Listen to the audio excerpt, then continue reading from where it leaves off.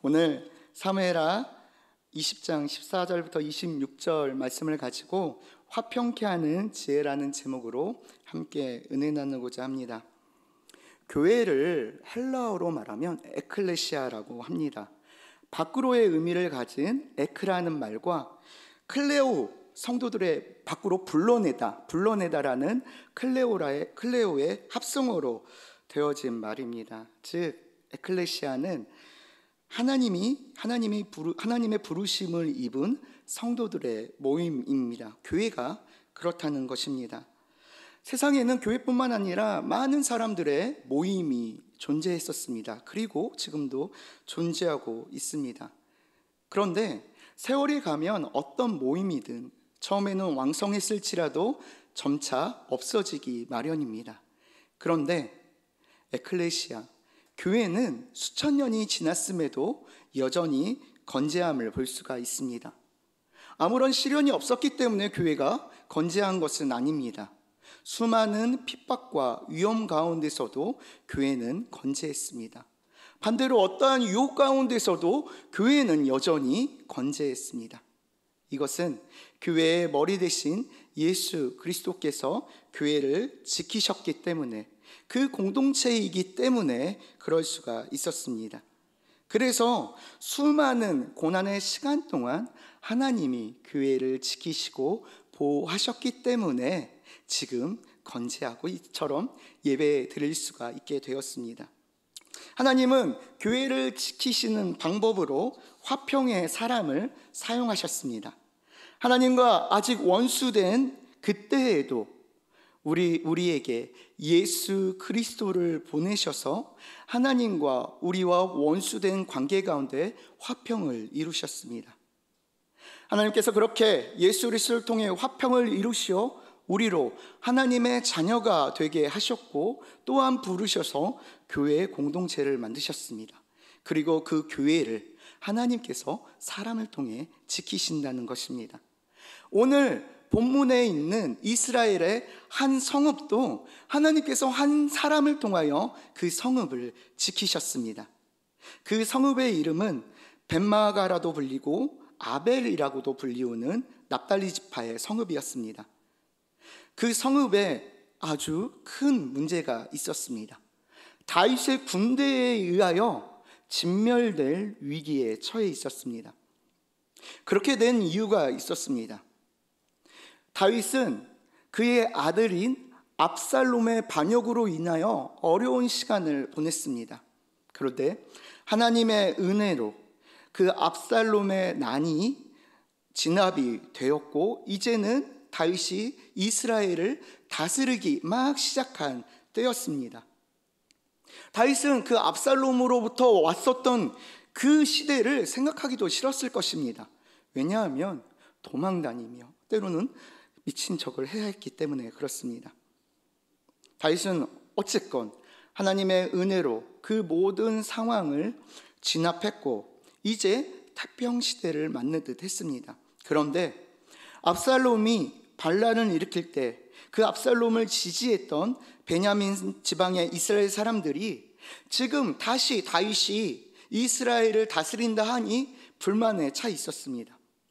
그 상황을 이용해서 비그리의 아들 세바라는 사람이 그 이스라엘 사람들을 설득해서 다시 반란을 일으킨 것입니다.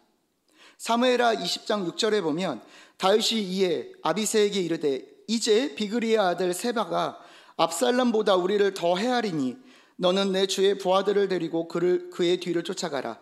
그가 견고한 성읍에 들어가 우리들을 피할까 염려하노라 하매, 다윗이 그의 신하에게 말하기를 지금 이 세바가 나를 일으켰는데 전에 일으켰던 압살롬의 난보다도 그 위험이 크다라고 심각하게 여기며 얘기했습니다. 그리고 자신의 신하인 요압에게 반드시 세바의 난을 진압하라고 명령했습니다.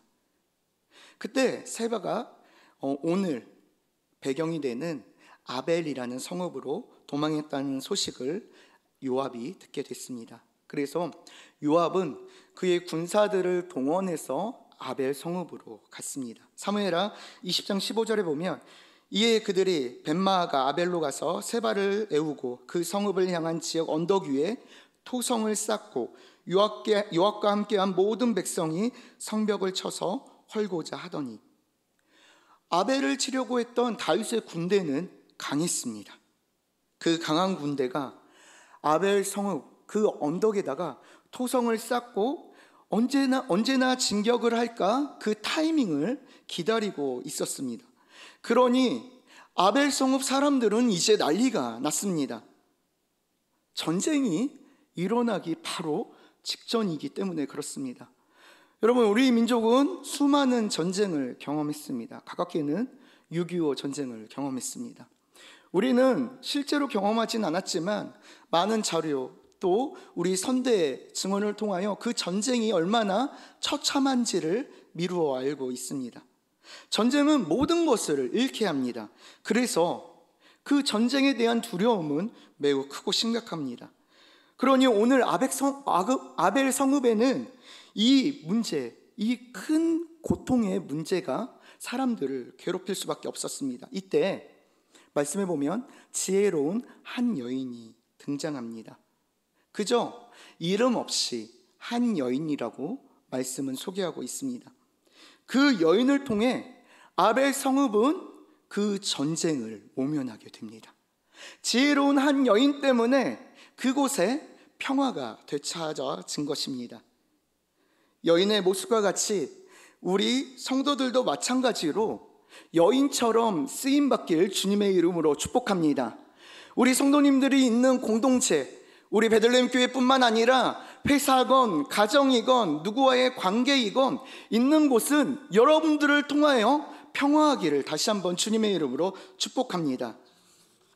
특별히 주님께서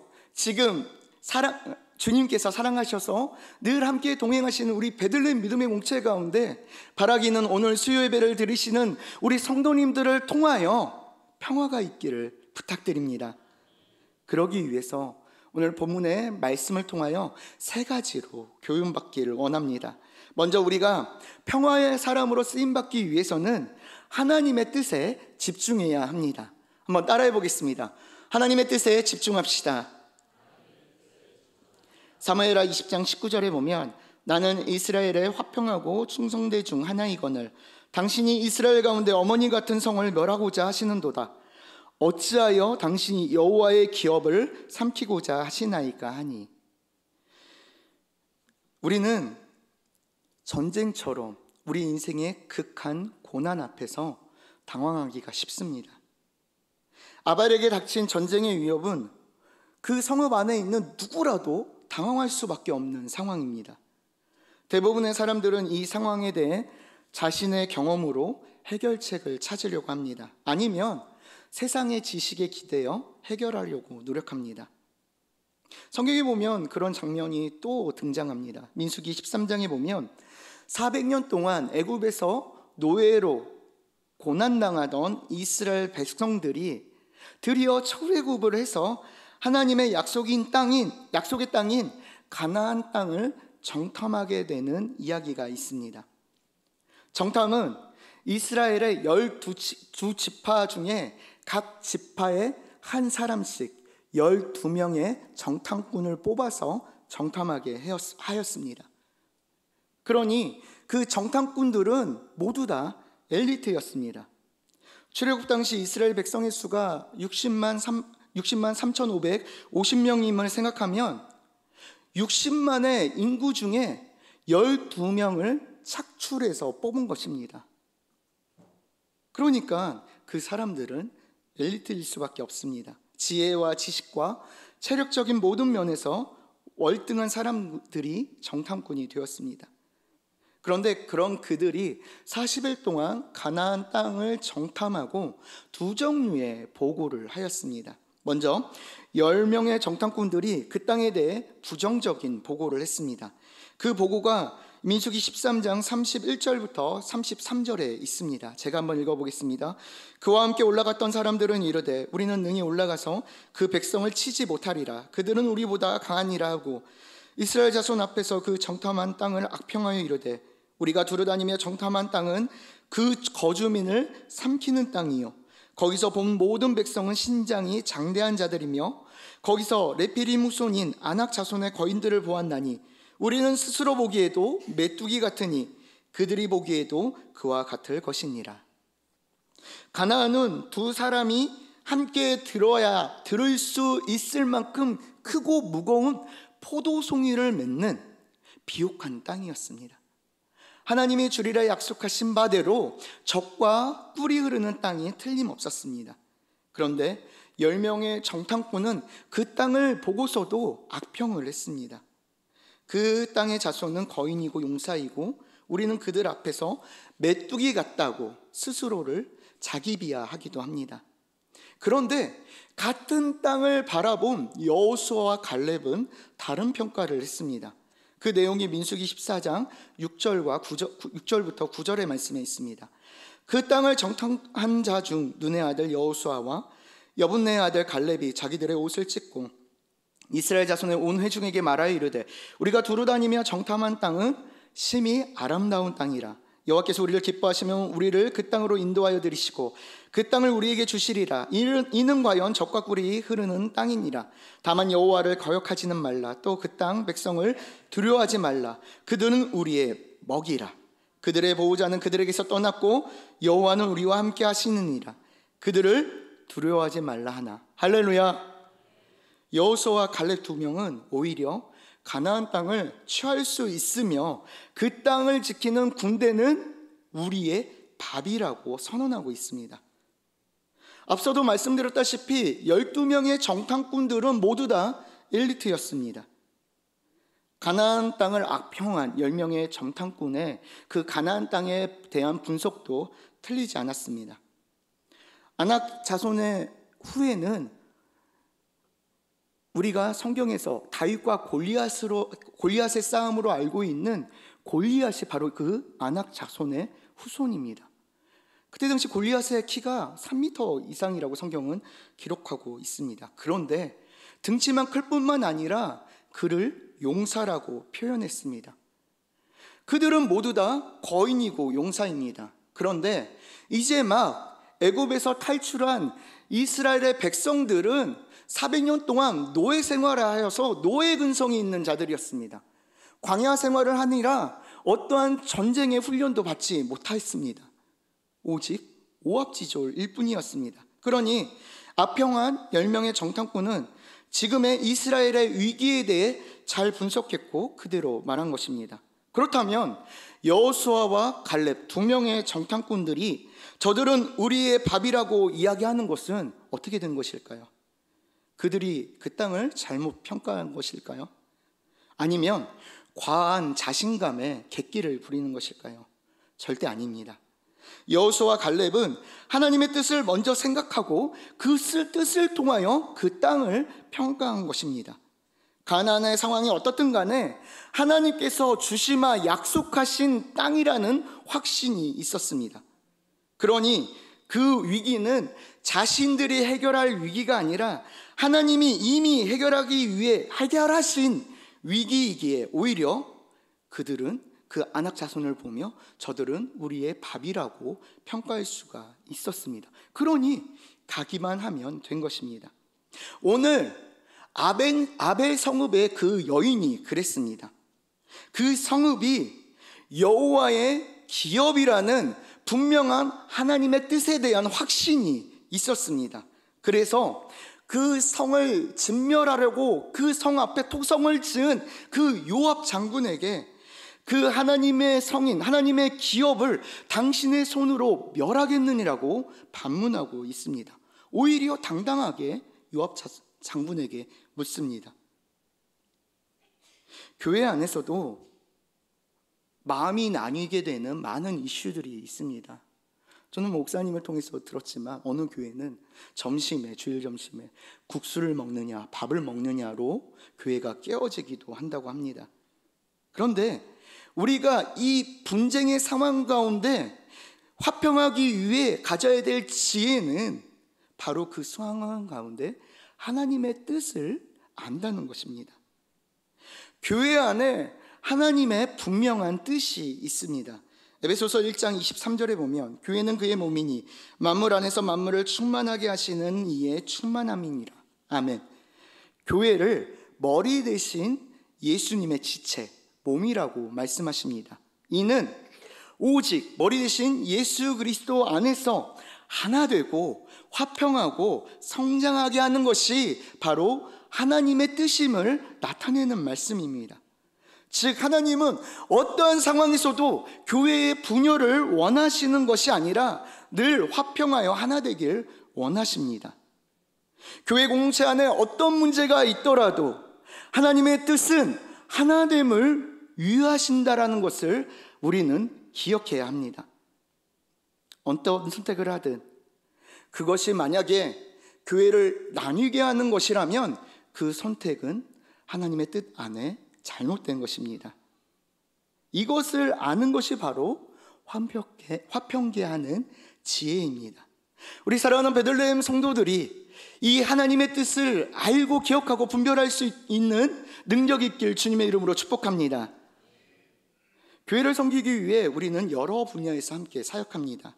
사역하다 보면 의견이 맞지 않을 때가 있습니다. 대부분은 하나님의 나라를 세우기 위한 그 본질에서 크게 벗어나지 않습니다. 다만 이 방법으로 할지 저 방법으로 할지의 문제가 대부분입니다. 그런데 그렇게 다투다 보면 누군가의 실수도 또 눈에 들어오게 됩니다. 그 순간 공동체는 심각한 위기 상황을 직면하게 됩니다. 이때 화평의 사람이 갖는 지혜는 우리 교회를 향한 하나님의 뜻을 기억하는 것입니다. 머리 대신 예수님의 지체된 교회가 나뉘는 것이 아니라 예수님의 뜻으로 하나 되어야 한다는 것입니다. 하나님의 뜻에 집중하시는 우리 사랑하는 베들레헴의 모든 성도님들 되시기를 주님의 이름으로 축복합니다. 하나님의 교회뿐만 아니라 여러분이 계시는 공동체 가운데 하나님의 뜻은 나뉘는 것이 아니라 하나됨임을 기억하시고 가정을 향한 하나님의 뜻을 분별하시고 우리의 직장을 향한 하나님의 뜻을 분별하시고 우리의 모임 가운데 하나님의 뜻이 무엇인지를 분별하셔서 그 가운데 화평의 열매를 맺으시기를 주님의 이름으로 축복합니다. 두 번째로 우리가 평화의 사람으로 쓰임받기 위해서는 선한 영향력이 있어야 합니다. 한번 따라해 볼까요? 선한 영향력이 있어야 합니다. 우리 사무엘하 20장 22절을 한번 같이 읽어보겠습니다. 시작. 이에 여인이 그의 지혜를 가지고 모든 백성에게 나아가매 그들이 비그리의 아들 세바의 머리를 베어 요압에게 던진지라. 이에 요압이 나팔을 불매 무리가 흩어져 성읍에서 물러나 각기 장막으로 돌아가고 요압은 예루살렘으로 돌아와 왕에게 나아가니라. 아멘. 지혜로운 여인은 하나님의 기업이라는 하나님의 뜻을 통해 요압과 대화를 합니다. 그리고 그 성읍이 위기에 처하게 된 이유를 요압을 통해서 알게 됩니다. 그것은 바로 다윗에게 반란을 일으킨, 성경에는 불량한 사람이라고 표현하고 있는데 그 세바가 이 아벨 성읍으로 들어왔기 때문에 성읍이 진멸된 위기에 처했다라는 것을 이제 알게 되었습니다. 세바는 악한 사람이었습니다. 그 악한 사람에게 동조하는 사람이 많았기에 반란까지 일으킬 수가 있게 되었습니다. 그리고 그가 지금 아벨 성읍으로 들어오게 되었고 그 소식을 들은 요압이 군대를 이끌고 그 성읍을 다 멸해서라도 세바를 죽이고자 했던 것입니다. 이제 모든 아벨 성읍의 백성들이 이 사실을 알게 되었습니다. 그리고 종래는 세바를 색출하여 처단하고 이 위기에서 벗어나게 됩니다. 그런데 여기에서 한 가지 의문이 생깁니다. 구약 시대에 여인의 사회적 위치는 매우 초라합니다. 소외 계층이라고 볼 수 있습니다. 출애굽 당시에 백성의 숫자를 세웠을 때에도 60만 3,550명이라는 숫자는 여자와 어린 아이를 세지 않는 제한 남자 성인만의 숫자였습니다. 그러니까 여인은 카운터조차도 하지 않던 시대가 이 시대였습니다. 그런데 그 여인이 요압과 얘기를 하고 그 세바를 죽이면 그 문제가 해결되겠다는 것을 알게 되고 백성에게 나아가서 백성들을 설득한 것입니다. 도무지 이해되지 않는 장면입니다.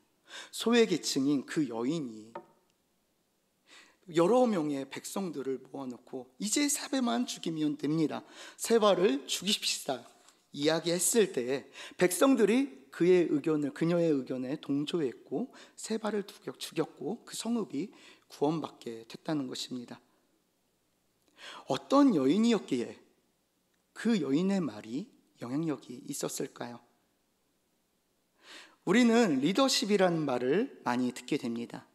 리더십은 그 리더의 영향력을 통하여 함께 모인 사람들의 태도나 삶의 방향이 바뀌게 되는 것을 리더십이라고 합니다. 그런데 그 소외계층인 이 여인에게 그러한 리더십이 보입니다. 어떻게 그 리더십이 생겼을까요? 그녀에게는 선한 영향력이 있었습니다. 이 선한 영향력의 시작은 어디로부터 왔냐면 그녀는 하나님의 말씀에 대해 알았다라는 것입니다. 아벨 성읍이 하나님의 기업이라는 그 하나님의 뜻에 대해서 알았고 그거에 대한 확실한 믿음이 있었습니다. 그게 아닐지라도 말씀을 미루어 보건대 그 여인의 삶은 하나님의 뜻대로 순종하는 삶이 분명했습니다. 왜냐하면 그녀의 선한 영향력은 그동안 그녀가 하나님의 말씀을 알았고 하나님의 말씀대로 순종했기에 하나님의 역사심이 많은 사람들에게 드러났을 때야 비로소 생길 수 있는 영향력이기 때문에 그렇습니다. 사람들은 이미도 그녀의 그러한 모습을 알았고 그 리더십을 알았고 그녀의 말에 동조하게 된 것입니다. 우리 살아가는 성도님들에게 이런 영향력이 있기를 바랍니다. 우리의 삶을 통하여 하나님의 말씀에 순종하시면 분명 하나님은 그 믿음 가운데 역사하셔서 열매를 맺게 하십니다. 저는 미래 사역에 대한 많은 기도와 관심을 갖고 있습니다. 우리 자녀들이 그들의 삶을 통해 하나님의 뜻을 발견하고 하나님을 경험하게 되는 것이 저의 그 미래 세대의 교육 철학입니다. 그래서 늘 자녀들에게 공부하는 이유, 삶의 이유가 하나님의 영광을 위해서라는 것을 알게 하고 싶어 합니다. 그래서 저의 부족함을 많이 나눕니다. 그리고 저의 그 부족함에 대해 감사하고 있습니다. 지금은 하나님의 은혜로 그렇게 못 볼 정도는 아니지만 아시다시피 저는 학창시절부터 영어를 상당히 못했습니다. 그런데 학창시절 저에게는 하나님께서 주신 비전이 있었습니다. 목사와 박사가 되고자 하는 비전이었습니다. 그래서 열심히도 기도했습니다. 그리고 오르지 않은 영어 성적에 실망하지 않고 기도하며 또 열심히 공부했습니다. 그 과정에 제 기준은 무조건 예배가 먼저였고 교회가 먼저였습니다. 그 결과 성적이 오른 것은 아니었지만 영어가 필요한 모든 과정을 다 패스할 수가 있었습니다. 생각해 보십시오. 대학에 들어갈 때에도 영어 점수가 굉장히 중요합니다.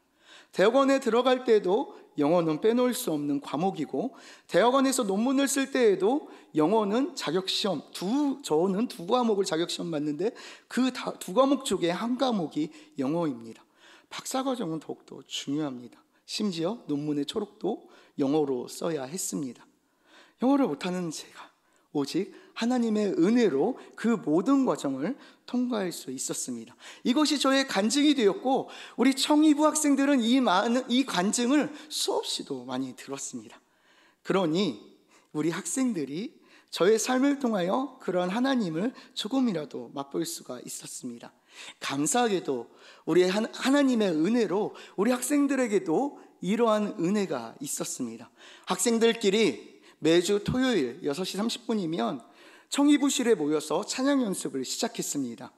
시험이건 시험이 아니건 간에 시험 기간임에도 불구하고 토요일날 6시 반에 꼭 모여서 찬양 연습을 하고 주일날 늘 예배의 자리에 있었습니다. 예배를 먼저 생각하기 시작했습니다. 그 찬양팀 가운데 한 학생이 이런 고백을 했습니다. 목사님, 저는 저희 반에서 1등 하는데 저희 교회에 오면 제가 꼴등이에요. 모든 학생들이, 그 시간에 연습하는 모든 학생들이 공부를 상당히 잘합니다. 중학교 3학년이면 그 내신, 내신을 채점하게 되는데 내신의 만점이 200점입니다. 그런데 저희 아이들의 내신의 대부분이 197점을 넘습니다. 그러니 너무나 감사합니다. 더 중요한 건 아이들이 확실히 알기는 성적이 인생의 다가 아니라 하나님의 인도하심이 다라는 것을 깨닫고 고백한다는 것입니다. 이것이 얼마나 감사하고 기쁜지 모릅니다. 이 학생들을 통하여 2달 전에는 그 학교에 하나님을 교회 한 번도 다녀보지 못했던 그 아이가 우리 교회에 와서 예배를 드리기 시작했습니다. 그것도 금요 성령 집회에 처음으로 와서 예배를 드리고 그 다음에 저희 청의부 예배에 와서 예배를 드리고 등록해서 등반해가지고 지금도 늘 예배를 잘 드리고 있습니다. 금요 성령 집회 때도 늘 목사님 설교하실 때 이렇게 이어폰 꽂고 당당하게 이곳으로 들어와서 앉는 그 학생이 바로 그 학생입니다. 우리 학생들을 통하여 그런 선한 영향력이 나타나게 된 것입니다. 이것이 바로 리더십이고 선한 영향력입니다. 비록 오늘 말씀에 등장하는 여인은 사회적으로 소외계층이었지만 그녀의 삶은 하나님의 말씀에 순종하는 삶이었습니다.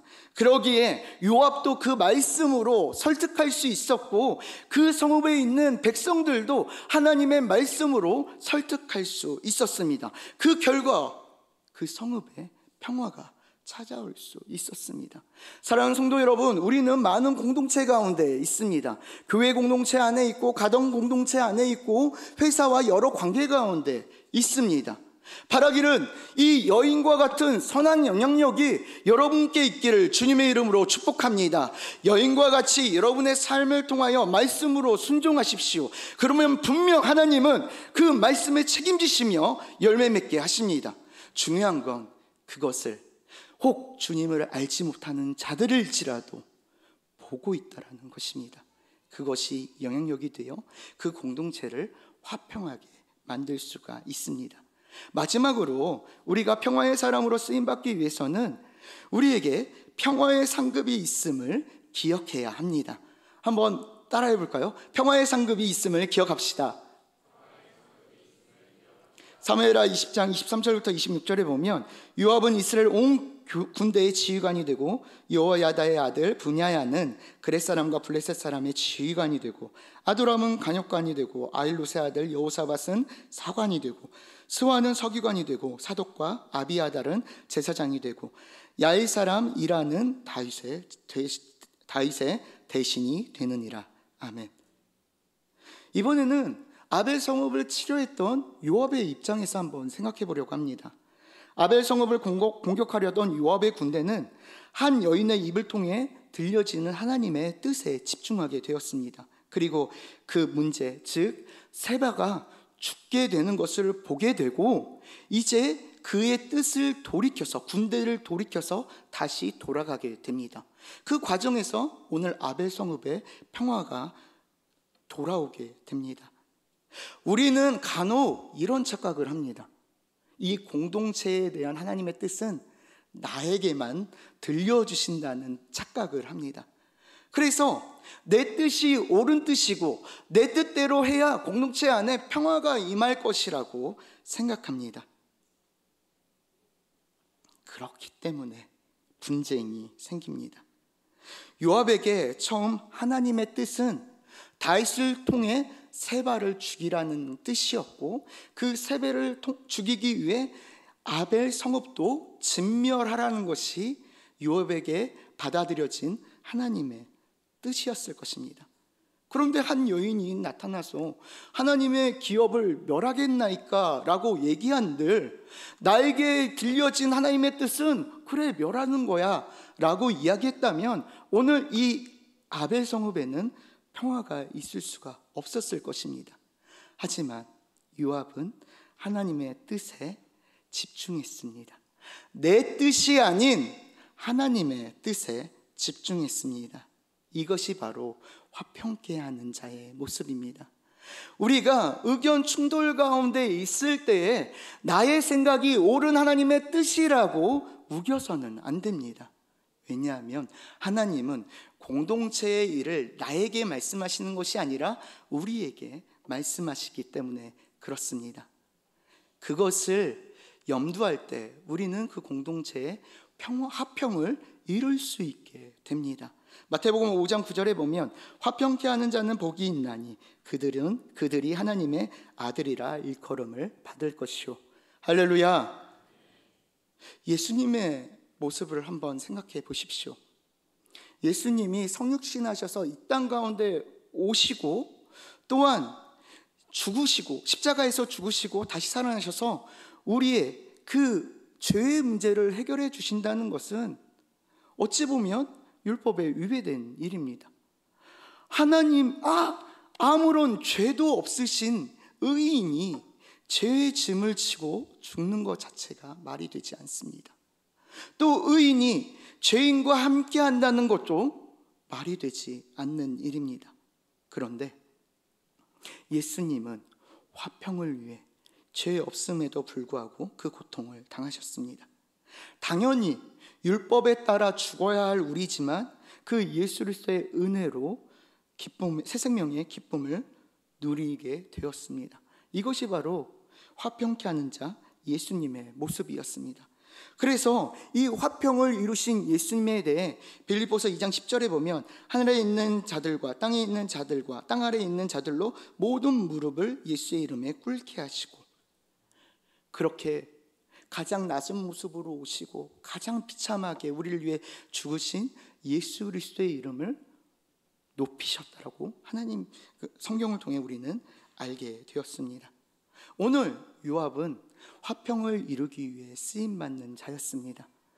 나의 생각이 아닌 하나님의 뜻을 분별하여 화평을 이루는 데 쓰임받게 된 것입니다.